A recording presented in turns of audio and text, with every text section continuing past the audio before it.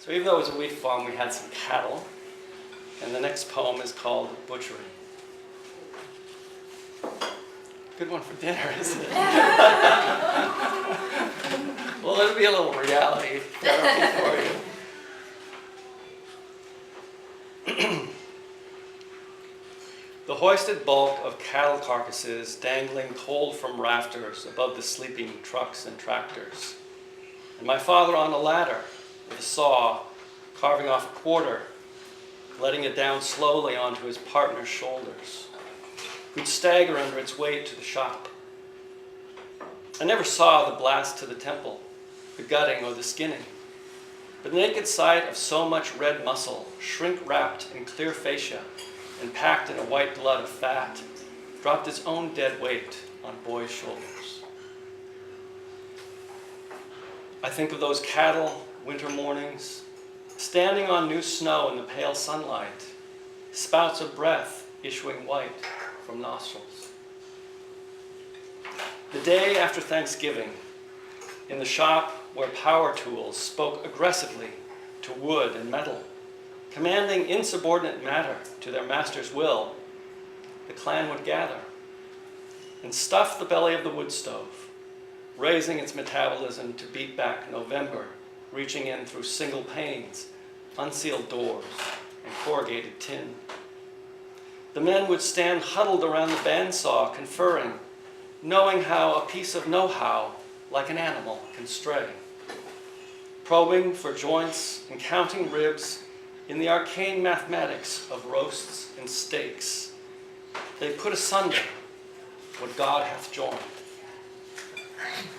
Abuzz at their own tables, knife-wielding menopausal women would sit trimming and wrapping and labeling the family news while the harvest of beef flowed from their hands into boxes.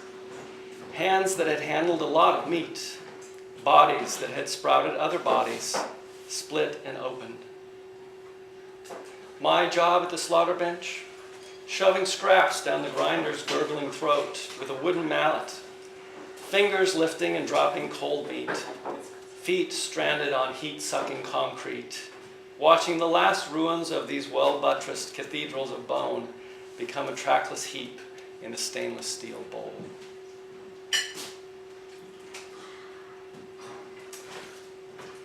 On the ground bleeding, after the wheeled tractor had righted itself and his partner drove for help, my father lay with both hips broken off from his spine and split up the middle to his navel. The tire had grabbed one foot and pulled it under as he tried to jump, and the other foot caught on the machine. He held himself together with his cowhide belt and waited. He survived. I still keep that belt.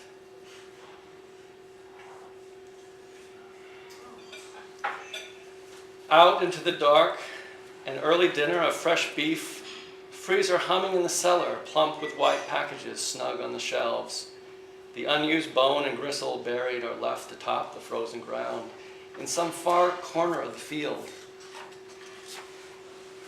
In bed awake, the distant coyote called a prayer, the bone-white moon. One morning after butchering, I walked into the back fields on a fresh skiff of snow. Paw prints converged from all directions. The discarded scraps were gone, and the remaining herd shuffled head down into winter.